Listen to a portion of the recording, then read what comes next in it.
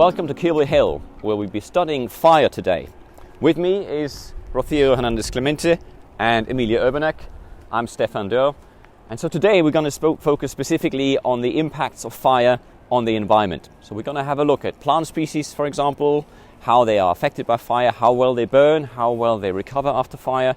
We look at the relationship between soils and fire, what happens to the soil after the fire, but also how soil affects plant growth and therefore the ability of fire to burn through a landscape, and then how the landscape recovers afterwards. Kilvey Hill is an ideal location for this because we have fires here almost every year. So what we'll do is we'll head up Kilvey Hill. There are 5 or 6 stops we'll be looking at specifically, and each of the stops we're going to have a look at something specifically. So the first stop will be plants, for example, but at every stop we'll also be doing some measurements. We're going to look at some techniques. So one of the things you'll be taking away from this field day is basically some basic approaches to measuring aspects in the field, whether that's soils, whether that's plants, whether that's fire. We also try and reconstruct how a fire has burned on the top of Kilvey Hill.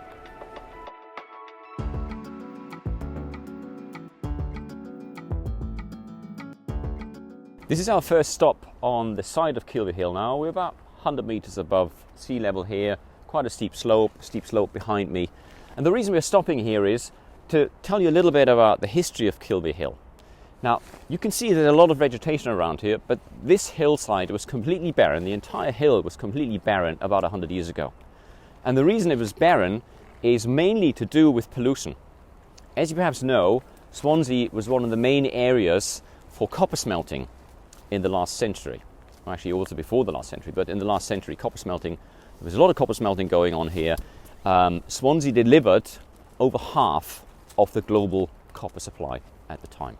So there was a very big copper works here on the western side of Kilvey here. We're on the southern side of the hill, and a lot of waste material was deposited here, and also the fumes led to a very high pollution level in the soil, and that meant that most of the vegetation was killed. So essentially Kilvey Hill was a bare. And so what they did in the 60s, they tried to re-establish vegetation here, and what they did is they planted forest, as you would do, because forest provides timber has value. So you can consider this essentially as a crop. This was not primarily used to make the hill beautiful again. It was basically a forestry approach to planting trees. And in terms of the trees, they had to choose very carefully which trees would survive the relatively high level of pollution here. So arsenic, for example, we have high arsenic concentrations here into the soil. So behind me we've got a conifer tree, a pine, but it's not a pine species that is native to the UK. It's the lodgepole pine, which is native to California. Now, why would you plant a Californian tree here? Well, it just turns out that that tree species is quite resilient. It can cope with high levels of pollution, relatively poor soils. And generally speaking, pine trees as such are very good in terms of growing them, but under extreme conditions. So for example, very dry soils, very shallow soils. You often find pine trees, for example, on rock outcrops. They are good survivors. And so they were planted here. They're doing pretty well, as you can see, but we also have other types of vegetation. I'll come back to why we discuss this in relation to fire in a moment. So behind me, for example, we have bracken. Bracken is a fern. At the moment, it's dead. It's obviously, it's February here, it's winter time, but this will come back very soon and turn green in about May, June time. Bracken is native to the UK and it spreads very rapidly. So if you have a clear hillside, you often find bracken grows there first. If the hillside is being grazed, then the trampling will keep the bracken at bay, so to speak. But it's now considered a species that's actually not quite invasive coming from elsewhere, but invasive in the sense that it invades areas that would normally be perhaps under grass or under grazing or other cleared areas where bracken grows. We also have behind us birch trees, so the trees with a white bark. So this is a deciduous tree. You don't see any leaves on those trees right now. And again, these are trees that are very well adapted to colonizing barren ground. So they produce a lot of pollen, they grow very rapidly, and therefore we see birch establish in areas that have been disturbed. So there could be a landslide, or in this case, it has been a barren area, and it's been barren again because of fire. We're going to say more about fire in a moment, but what I'd like to discuss briefly is the adaptations of those species in general to the environment. So the pine trees, they're evergreen. And you might have not wondered why they're evergreen, but it's a specific strategy. If a tree is green the whole year, that means it can photosynthesize the whole year. Okay? And that is particularly useful if the tree grows under extreme conditions. So for example, have you long dry periods, as soon as it rains again, the tree is able to photosynthesize. If it's a deciduous tree, like the birch, it drops its leaves in the winter and it can't photosynthesize just when it's suddenly warm again or something. It has to grow the tree. So it's reliant on the seasons and good growing seasons. Whereas a pine can actually switch on and off photosynthesis very quickly. So this is the main difference between those adaptations to different conditions, either being evergreen or being deciduous. Now let's bring in fire. Now this tree species here, this particular pine species, actually burns very well. It has oils in the needles, and the needles, when they're on the ground and they dry, they also burn very easily. The bark burns quite easily. So the tree is usually killed if it's affected by a fire. And we'll have a look at that later on in more detail. But as it happens, this specific species, because it's from California, is actually adapted to fire. And adapted in a way that not that the tree itself survives fire, but the cones themselves, they open up after fire, put out the seeds, and that means that when a fire has gone through an area and destroyed the forest, there are already seeds on the ground that can re-establish trees. And that is a natural advantage to those trees in their natural environment, not necessarily here on Kilvey Hill, but in their natural environment, because that allows the vegetation to recover very quickly after fire. And a healthy vegetation would basically be an area where you have some old trees that haven't burned for a long time, some areas where perhaps it burned recently, that you have some young trees, another area that might have burned 30 years ago, you have trees of median age, and that will give a very good, a very strong ecosystem that can survive, for example, insect infestation or new fires that might be occurring, because the trees, the older trees, they are often destroyed by the fire, where some of the younger trees might survive. The very young trees, they might be affected again. So there's a strategy by those trees to survive as a species of fire, but this is not why they're being planted. It just happens that these species are actually used to live with fire. So we discussed the adaptation of those trees to fire, but of course they're from California. Fire in California is perfectly natural, is normal, but fire in the UK? Is it natural? Well, fire in the UK, historically, at least natural fire, is not typical for the UK. We don't have the ignitions here in the UK to cause fire. Ignitions of fires naturally occur primarily from lightning. And we have relatively few lightning storms in the UK due to the climate, and when they occur, they're usually associated with heavy rainfall. So therefore, we have very few opportunities for igniting the vegetation, which is rather different to California or Siberia or Canada. But, of course, in Britain it does burn, and there are two reasons for it. One is that people have used fire to clear the land for millennia, and also to manage the land. But, of course, this is also not the reason why we have fire here. Here, the fire in South Wales and most areas of the UK is essentially by arson or negligence. And specifically here, Kilvey Hill, fire is almost always by arson. South Wales is the area in the UK with the highest frequency of arson fires. And Kilvey Hill is one of the places that burns most frequently in South Wales. So it's an ideal place to study fire. For the wrong reasons, but that's where we are. That's what we have here in Kilvey Hill. In the UK, we have about 30,000 vegetation fires every year. Many of them are small, but 30,000 are being registered by the fire services. The area that's burning is relatively limited, so it's usually perhaps a few hectares, sometimes it's smaller patches. And again, Kilvey Hill is one of the bigger areas that burns almost every year. Now, if you compare that to the global area burned, this is nothing. Globally, we have an area the size of Europe burning every year. That's about 3 to 4% of the vegetated land surface. Most of this is in the African savanna and in the Australian savanna. And we don't really hear about this at all in the news. What we hear about is, of course, California, Greece, Portugal. And we hear about it because, unfortunately, people die, houses burn down. In the UK, we haven't had a lot of damage to infrastructure before from fire, but sometimes houses are affected. But every single fire that occurs needs to be attended by the fire services in case it escapes. And of course, every single fire also causes damage to vegetation, as we discuss in a bit more detail when we move higher up the slope. But I'd just like to focus briefly on two aspects here of the vegetation. So I mentioned the bracken here before. Now, of course, at the moment everything is wet, this landscape wouldn't burn very well. But our main fire season in the UK is actually from February until May.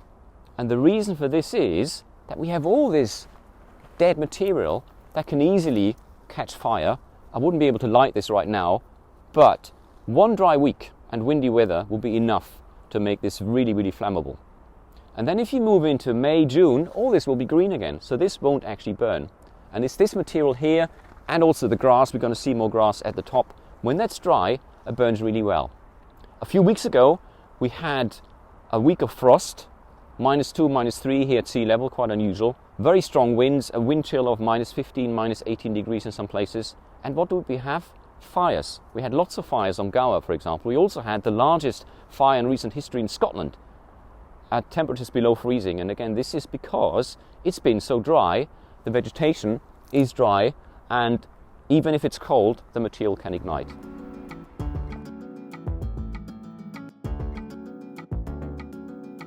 Okay, so we're here to look at the fire, but when we talk about fire, we know it's connected to the vegetation. And when you have a vegetation, you need to have some soil. So where would you normally look for a soil? So soil is typically underground. So when we look here, so we have a lot of muddy surface filled with water. You can call it dirt, you can call it soil. But when you have a walk like here, there is a good opportunity to look at the soil and at the depth. And here we have a very good example of the soil profile, where we actually can look what the soil looks like when it goes down in the depth. So here, what we can see, you can call it a soil profile. It's quite nicely exposed. I've used a little bit of a spade to clear it up, so you can see this a little bit better. What we can see, and have a look at that exposure. So you can see definitely that there is some change of color. So you have the darker area that finishes more or less somewhere here, and then you have more orangey area, and you can see that the roots are going down. What else you can see is a lot of stones, and these stones will actually tell you that this is what is the parent material from which the soil have developed. So it is really hard to say here exactly where the soil starts and where the parent material begins. I expect this has formed on some sort of glacial till. So the glacier has brought a lot of older soil with a mixture of stones. That's why you have these stones here that you can clearly see. So it created really like a muddle of the material. And the soil that has developed since then is probably only very shallow. We can also see a bit of more soil examples up on the hill. So you can see that here there is this darker layer that you can imagine that this is more rich in the organic matter. Quite typically, when you have darker soil, that means it contains organic matter.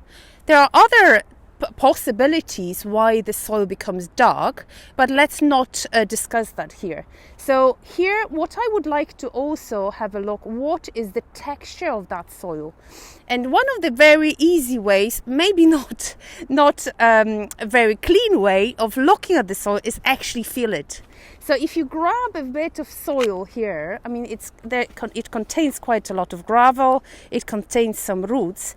You can work this out to determine more or less what is the texture of the soil. And if you were mad as me about mud, you could feel that there is a lot of grit, there is a lot of sandy material here, but there is also something that is sticking things together. So you can see that this is, if you are able to roll that means that it's not a sandy soil. If you are able to make a worm, that means that it contains some clay. And I would say this is a mixture of sand and silt and clay, so it is probably some sort of loam. You can see my hands are getting dirty, so you probably will be pleased that you don't really need to do this test yourself. Okay, so we know what's the soil type, and that means that based on the texture of the soil, we can imagine what sort of water conditions will be in this soil. So loamy soils are typically quite permeable because they contain enough sand to allow the drainage, but they will also retain some water because of the clay content. So they're actually quite good soil in terms of the moisture and then supporting plants for growth. One thing that we could look at when we are looking for soils is whether there is signs of glaying. That means that there is stagnation of water in the soil, but I cannot really see this, so that means that this water is quite permeable. This soil is quite permeable. So when we try to dig this a bit more, we can see that there is more and more stones here hidden. Maybe we will be able to see some residual material from the previous soils, but it's not really defined very clearly here.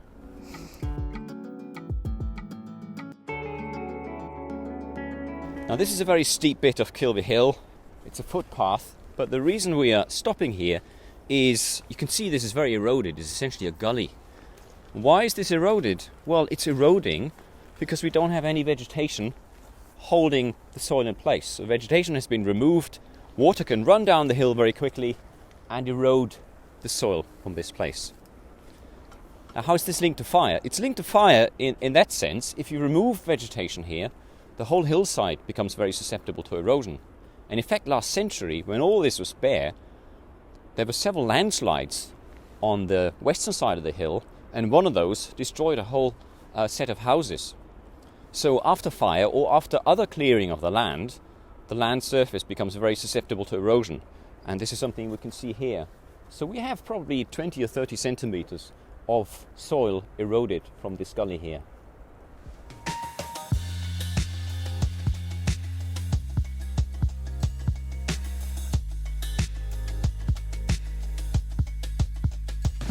In this step, we are going to learn how to measure the abundance of the species. There are many different reasons why we need to measure the abundance of the species, but in particular for the study of forest fire, or regeneration of the vegetation after fire, what we want to look is to have a quantification of the recovery of plants after fire.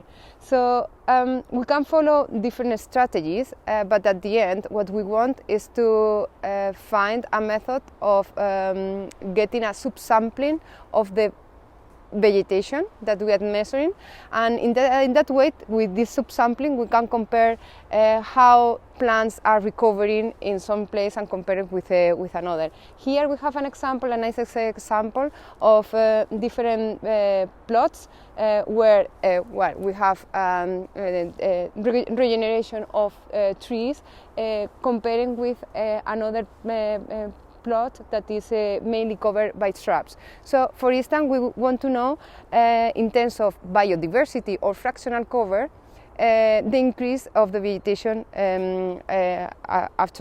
over time. So, an example of this is an example of subsampling methods is to use quadrats, a quadrat strategy as this one. Or we can also use linear transects with a measuring type. Today we are going to use this quadrat sampling that we can place in many different ways. We can follow, for instance, a specific criteria using constant distance and constant points between quadrats, or we can randomly throw the quadrat in a plot and measure each of the points. So I'm going to just throw in a place the quadrats to start measuring. So, okay, this is the quadrat, is placed in a point. The first thing, obviously, is to have a record of the location of the plots where you are measuring. And then, knowing the site of your quadrat, you have two options. You can, for instance, measuring the cover of the grass behind the quadrats by reading or counting the percent of a fractional cover in each square. For instance, a strategy is to consider that if the square is covered by more than a half of the surface by grass, then give a positive count, 1. And if, for instance, the square is empty, give a 0 value. So by counting each of the squares, we will have a quantification of the fractional cover. Other option that we can follow is also, if we know the species, the name of the species, we can also have a quantification of the diversity of this quadrat, and we can include it as well in the sampling. Here we're stop number 4 in the middle of a pine forest, and we'll be focusing on two things here. One is fuel, and the other one will also be soil. Now, let me introduce the concept of fuel to you a little bit. I mean, you'll know what fuel is in terms of burning it in a burner, but for a forest fire, it's a little bit more complex, because people often think that it's the biomass or the woody material or the shrubs that is fuel, but that's actually not true. The fuel load is essentially the material that's potentially combusting in a fire, and this is a small fraction of the biomass. So in most fires, most forest fires, the trees themselves, they might be set on fire, but the wood is rarely affected. Wood very rarely burns on trees except the very thin branches.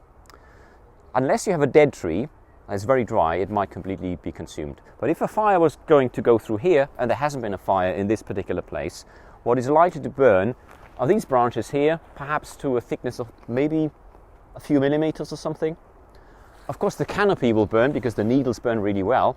But one thing that's often forgotten and in a forest constitutes the biggest fuel load is actually what's underneath us.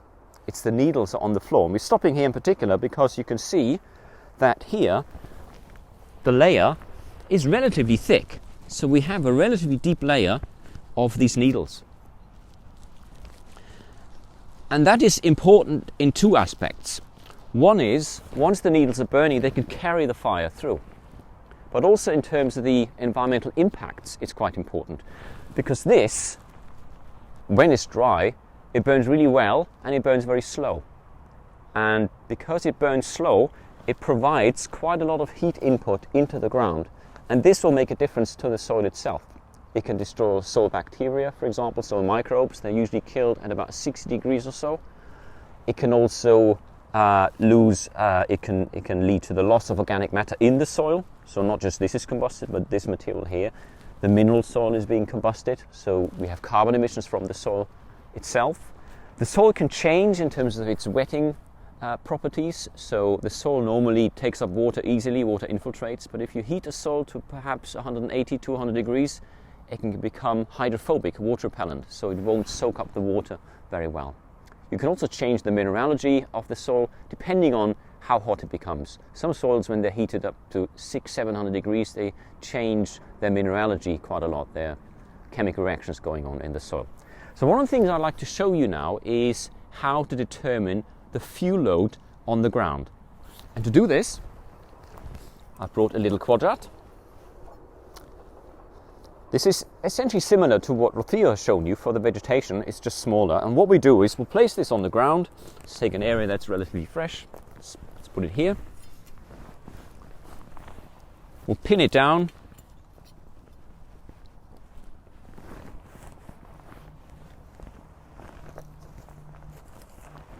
Where's my other? Pause for pin loss. My pin. I'm still going. You're still going. I did bring several pins. There we go. Thank you, Amelia. More pins. So we'll pin this down. And now we have an area of known size, 20 by 20 centimeters. You could also just pin this out, and this is sometimes what we do if we don't bring one. Just measure this out roughly. And then you just scrape off that layer.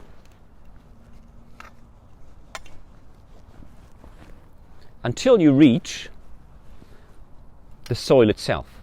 So this is all just litter, right?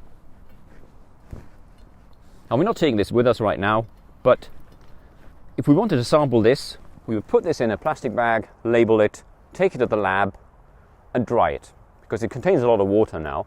But you dry this off until it's completely dry and weigh it, and this will give you the flammable material, if it's dry, on the ground. And so this probably has a thickness of maybe 2 centimeters or so. That would be typical in a pine forest like this. So roughly speaking, yeah, maybe 1.5, 2 centimeters. And in terms of fuel, this would equate to 20 tons per hectare, per 100 by 100 meter, of flammable material. And this constitutes, in most forests, the biggest component of flammable material. So even if you had a fire going through here and you would burn off some of the branches, you would burn off the canopy, it's still this material that is most important in terms of flaming, in terms of carbon emissions, and in terms of heating the ground and making changes to the ground. I'll put this back now. But if you wanted to determine the fuel load in a forest, for example, you could lay out a transect, similar to what Rodrigo has explained for the vegetation, and take a sample, perhaps every 2 meters, and take 20 samples, or every meter or so. Or you could also randomly throw these around and collect enough samples that you get a good statistical sample, or good sample for statistical analysis later on. So in this forest, the fuel load is relatively high, but in some forests, particularly in the western United States, in Oregon, for example, where we had these fires earlier this year, this summer, we sometimes have fuel loads that are about this thick litter layers, this about 0.5 meter or so, and we have fuel loads of 100 to 200 tons per hectare, enormous amount of material that's being burned. Okay, so we are going to look at the soil again in a slightly different spot, in a slightly different location. And here, Stefan showed you the litter, but what is under the litter is also quite important in terms of keeping the water for the plants and for the fuel loads. So before we start that, we need to have a look what is the depth of that soil. So the best way of sampling on a kind of a quicker way is to use some sort of auger. So what I'm going to do, I'm going to push that auger. Maybe I will just grab a little bit of this litter to the side, and then I will push that auger into the soil as far as I can go.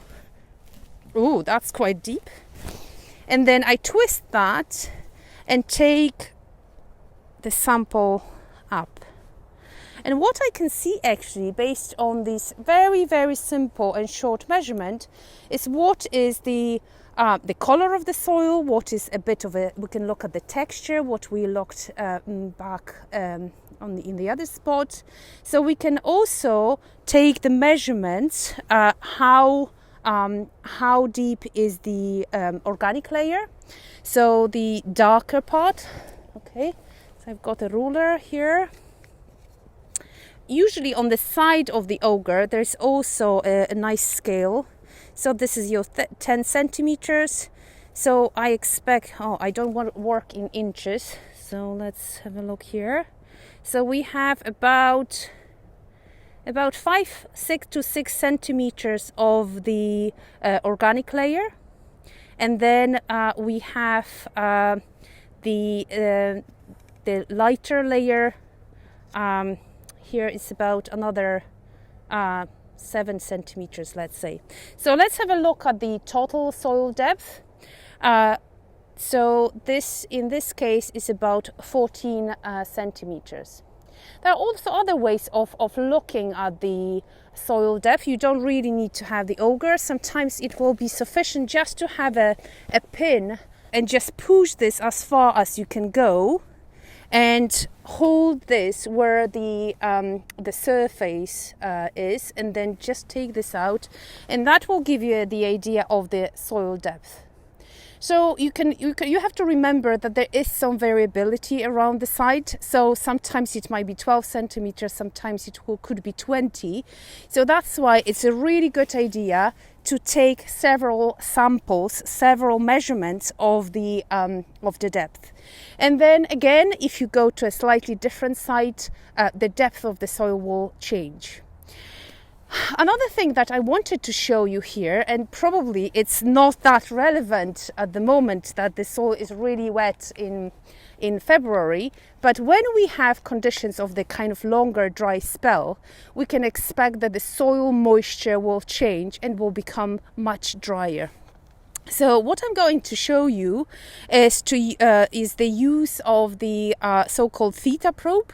So this is a very simple measure of approximate moisture content. So what I'm going to do, I'm going to clear the patch a little bit, and then you can include some of the kind of denser organic matter that is on the surface of the soil, and then you basically push these two rods into the soil, and then you do the reading. And then in this case, this is 84% volume. That means, as I was expecting, that the soil is quite moist. I expect that in the summertime, the moisture will be much lower. It's really hard to predict now what sort of moisture content we can see. Because it does depend on the texture. But I would expect it will go down to about 30% or so.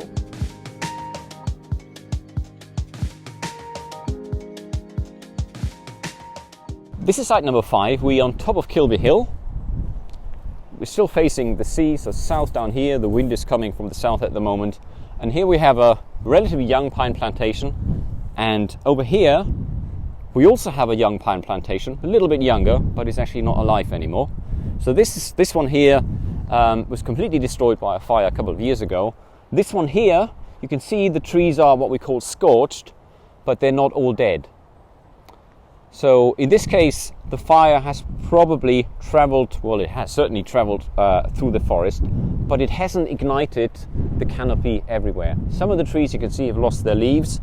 Sometimes the fires burn the leaves straight away, but sometimes the fire just makes the leaves brown. The tree looks alive, and then you come back a few months later and then the leaves are all gone.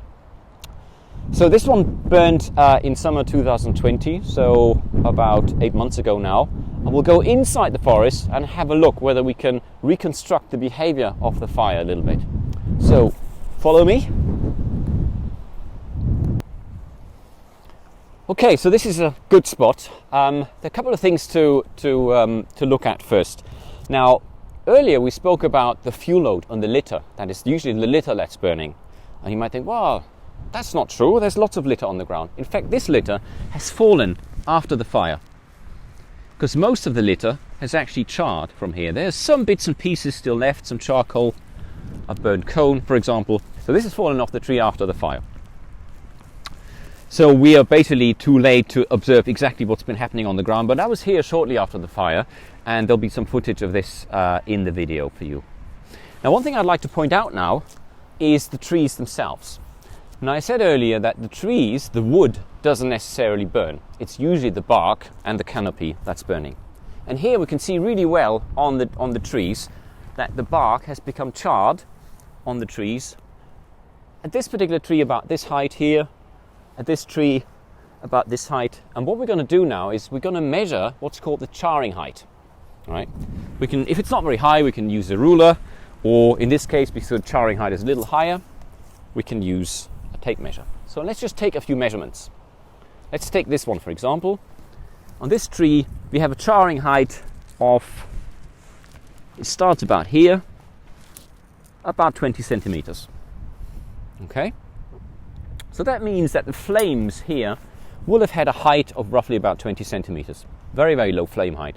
If you've seen a fire on television, a forest fire, we're talking maybe 10, 20, 30 meter high flames. So it's a very mild fire, so to speak. But it can be enough to kill a tree like this. It might not die immediately, but the bark of these pines is particularly thin, and then the tree might either die immediately during the fire, or it gets weakened and will eventually die. Like you've seen on the other side, those trees are all dead now. But I'd like to point out one thing in particular. We said, okay, the charring height is 20 centimeters. But if you look at this area here, it's actually not charred. So here we have an uncharred area, here we have a charred area. How come? And this is a really important indicator. In most fires, you will see that only one side of the tree is charred quite high and the other one is charred quite low.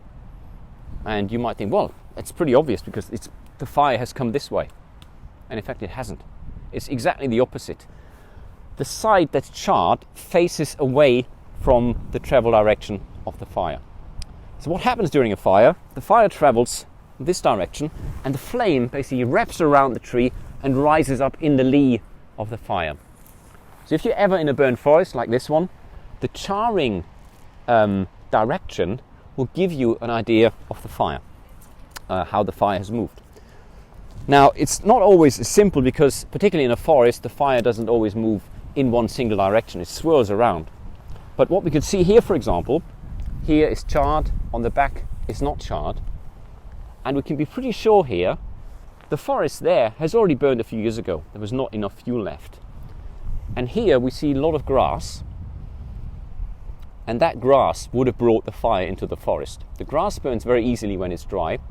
And I've been here shortly after the fire. All this was completely black. And in this case, the fire would have traveled into the forest, coming this direction. So the charring height, again, the charring direction will give you a sense of how the fire has moved. The charring height will give you a sense of how high the flames are. And the height of the flame tells us roughly how severe the fire would have been. So in this case, quite mild. So the firefighters may have seen a few flames licking over the trees, but most of the flames would have been hidden by the canopy. And this is also obvious because a lot of the canopy behind us is still intact. Here some of the trees have survived. Even these ones are still alive. They might live for a few more years, or they might be damaged and eventually succumb.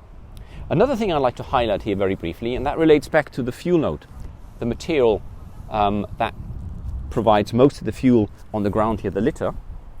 Something you can see here from the charring is that essentially all this is black above, but this here is hardly charred at all. And this is a good indicator of the litter layer before the fire. So in this case, it's quite likely that the litter was quite thick, perhaps up to 10 centimeters, certainly about half height here, but yeah, perhaps up to 10 centimeters. So all this would have disappeared in the fire and turned to charcoal, this material here. Now this ash, which contains a lot of charcoal, but it also contains mineral material, is actually very good for the soil. It basically provides a lot of nutrients. So after the fire, the conditions are very good for plant growth. I spoke earlier about the effect of the fire on the soil. That can change the soil properties, but also that the ash provides nutrients for the soil, it's good for growth. But there's another component I'd like to talk to you about that's related to the ash. And this essentially links to the carbon emissions from fire. Globally, we said earlier that about 4% of the global vegetation cover burns every year. Now, if you burn wood or grass or needles, of course the carbon in there is emitted as carbon dioxide. Now, globally, with that large area burned, we have the equivalent of about a third of the man-made carbon emissions emitted by fire, right? So on top of all the emissions we generate as humans from the combustion of fossil fuels, from cement production, agricultural production, another 30% on top of that is generated by fire. So that's a huge amount of carbon emission. That's often in the news and it's often considered a big problem. But the story is much more complex than this, because we've had fire on the planet for millions and millions of years. So we always had fire occurring, we always had carbon dioxide going to the atmosphere, but at the same time there have always been areas that are recovering after fire. So all that carbon, if you have a full recovery of the vegetation, all that carbon is taken up again by regrowing vegetation. So you have this constant interplay between some areas being burned freshly, carbon is being emitted, other areas recovering from fire, and ultimately fires can be considered to be carbon neutral because all the carbon that's going into the atmosphere is taken up again by the vegetation. But it is a bit more complicated than this for two reasons. One is that in many areas, the areas that have been burned are not recovering to the original vegetation. For example, take Amazonian rainforest. That's a prime example. Once that's destroyed by fire, it's not regrowing. Or peatlands. If we have thick layers of peat being consumed, that takes thousands of years to regrow. So it's only those areas that have a natural fire recovery cycle where the carbon emissions are being recaptured. But it's only one part of the story. There's one more thing. And that brings me back to the ash. This black stuff here, this black material. You all know when it's burned, it's black. What is that? That's essentially charred material. It's like charcoal. Why do we use charcoal in barbecues? Well, it burns really hot. It burns really well. Why does it burn so well? Because it has more carbon per mass, per gram, than the original wood. So charcoal has about 70 to 80% of carbon per weight, per dry weight. Wood has about 50% of carbon. And so basically when you burn material, not everything is oxidized, some of it is pyrolyzed. And this is generation of charcoal or char. So this material has more carbon per weight than its original material. But also, it's much more difficult to degrade. So microbes don't really attack charcoal very easily. Charcoal is the material that can accumulate in the soil and in sediments for hundreds or thousands of years. So for example, the coal here that has made Britain one of the leading industrial nations in the past, the coal of the Permian here in Britain is up to 60% made of charcoal. And that is basically from wildfires that have occurred many millions of years ago and has accumulated in the coal and has drawn down a lot of carbon from the atmosphere into coal. We're now putting it back to the atmosphere. But basically this material here, to cut a long story short, is a really good store of carbon that's very resistant to breakdown.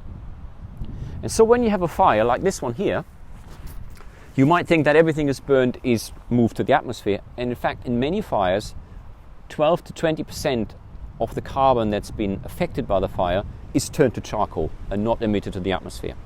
And because this material is so hard to degrade, it can act as a carbon sink. So once all the carbon has recovered and is back in the vegetation, plus you have charcoal on the ground, a fire and a recovery cycle can ultimately draw down carbon from the atmosphere. But again, that's only the case if the vegetation is fully recovering. And because of climate change, but also land use change, human-made land use change, we have many areas where the vegetation is not recovering. So it's a complex story of whether or not the landscape is recovering fully, but also within that we have to consider the amount of charcoal being produced.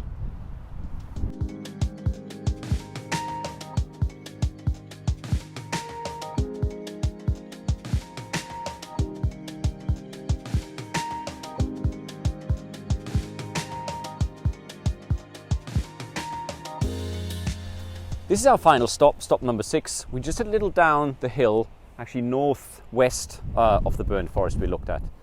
And here we can see a vast expanse of grassland. A lot of this is Molinia grass, and now it's February. Of course the grass is a little bit wet, but give it a couple of dry days, you could set this on fire. This would burn very, very easily. So Molinia is a grass species that's particularly fire prone. It's not fire adapted as such, but of course all grasses do very well after fire because they're dead anyway. The surface is dead and they come straight back from the rootstock. So they're really not affected by fire at all. And in fact, they benefit from fire because if a fire removes other competing vegetation, the grass will do very well. Now, we talked about fire earlier in terms of the number of fires in Britain, how many fires there are, about 30,000 or so fire incidents per year. Most of them, or nearly all of them, ignited by humans. But in some cases, fires are ignited to what people argue is to clear the land. Now, in the past, we had a lot of livestock on the hills here, particularly further back in the Brecon Beacons that you can see now in the clouds, or actually you can't see them, but they're hidden in the clouds.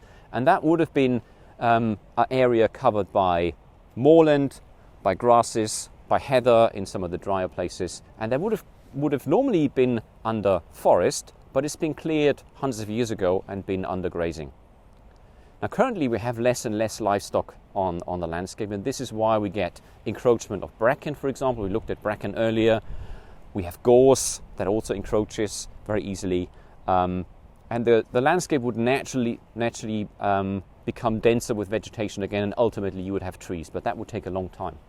But one way to keep the landscape open, and that's been used globally, also in savanna landscapes, for example, is to use fire, to remove the vegetation and let the grasses in particular, but also some of the shrubs, recover. And this is essentially also what's happening here on Kilvey Hill. They've done a lot of tree planting, a lot of the trees have been destroyed by fire, and the grass is doing very well. So humans are often igniting landscapes to basically keep them open, but also in the past we used fire to burn agricultural stubble, turn it to ashes and return the ash to soil. This is not allowed anymore in most places in Europe, but 50 or 100 years ago, seeing burning stubble fields would be something perfectly normal. So fire was something that people were used to in the landscape, from their hearths at home, from fireplaces, but also from open fires in the landscape. And we see less and less of that these days. And what we do see on television is very often those really severe fires that cause enormous damage, but people are being killed. I also spoke about carbon emissions earlier in the forest. And again, we're very worried about carbon emissions, of course, not only from fires, but in general. But as we discussed earlier, the carbon emissions from fires are normally resequestered. But that's not the whole story. There's even more to this.